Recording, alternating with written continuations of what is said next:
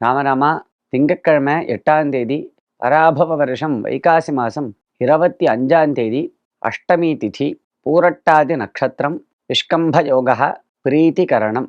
ராகு காலம் கார்த்தால 7:30 மணியிலிருந்து 9 மணி வரை, யமகண்டகா கார்த்தால 10:30லிருந்து 12 வரை. மற்றவர்களுக்கு கொடுக்கும் பொழுதோ அல்லது வாங்கும் பொழுதோ ஏன் இடது கையை பயன்படுத்தக்கூடாது? அதாவது நமது சரீரத்தில் 2 பாகங்கள், வலது பாகம் இடது பாகம் அப்படின்னு. அதில் வலது பாகத்தை சில விஷயங்கள்லாம் உபயோகப்படுத்தணும் அப்படின்னு சாஸ்திரம் சொல்லிடுத்து.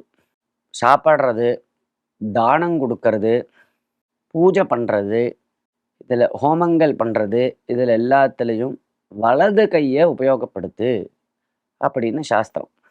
அதுவே ஒரு சத்ருவனுடைய கிரகத்துக்கு போகிற அப்படின்னா இடது காலை முதல்ல வச்சுப்போ, வலது காலை வைக்காத.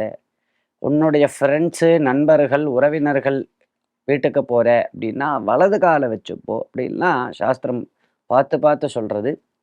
அப்படி இருக்கிறச்ச நாம் ஒருத்தருக்கு தானம் கொடுக்குறோம் அல்லது வாங்குறோம் அப்படின்னாலும் வலது கையால் தான் கொடுக்கணும், வலது கையால் தான் வாங்கணும் அப்படின்னு தர்மசாஸ்திரம். இடது கையால் கொடுக்கக்கூடாது, இடது கையால் வாங்கக்கூடாது.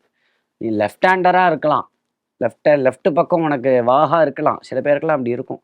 இருந்தாலும் நம்ம சாப்பிட்றது, தீர்த்தம் குடிக்கிறது, ஜலம் குடிக்கிறது, தானங்கள் கொடுக்கறது, தானங்கள் வாங்கிக்கிறது, இது எல்லாமே வலது கையால் தான் பண்ணணும் அப்படின்னு இது சாஸ்திர விதி. இது அதிருஷ்டரூபமாக நம்மளுக்கு பலனை கொடுக்கும். அதாவது கண்ணுக்கு தெரியாமல் ஒரு புண்ணிய விசேஷம் இதால் ஏற்படுறது. இடது கையால் கொடுத்தாலும் வாங்கிக்க போகிறான், வலது கையால் கொடுத்தாலும் வாங்கிக்க போகிறான். ஆனால் வலது கையால் நீ கொடுத்தா அதற்கு ஒரு புண்ணியம் உண்டு. இடது கையால் கொடுத்தா கொடுக்கக்கூடாதுன்னு சொல்லியிருக்கணும், அதனால் அதுக்கு ஒரு க்ஷேம குறைச்சல் உண்டு, பாப்பம் உண்டு.